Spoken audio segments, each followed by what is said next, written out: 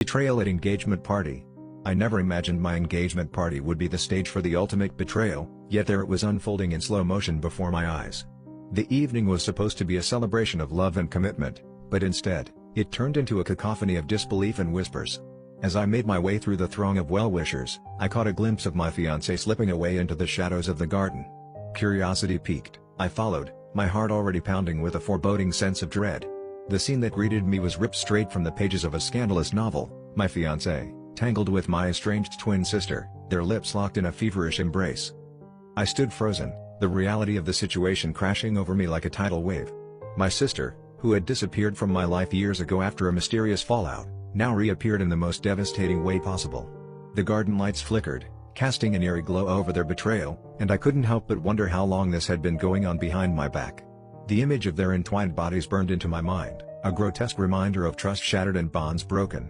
It was a betrayal that cut deeper than anything I could have imagined, and yet, a part of me felt strangely numb, as if my emotions were buffering against the shock. As the initial wave of anger subsided, a creeping realization set in. My sister had always been the shadow to my light, forever competing and somehow always one step ahead. Our estrangement wasn't just a result of a simple disagreement but a culmination of years of unresolved tension and jealousy.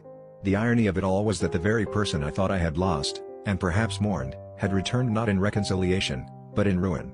It seemed she had found a way to insert herself back into my life in the most destructive way possible, as if our shared blood had a gravitational pull towards chaos and heartbreak.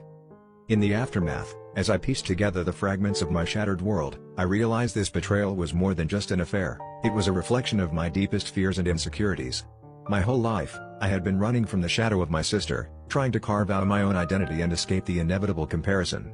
Yet here I was, confronted with the brutal truth that no matter how far I ran, I couldn't escape the ties that bound us.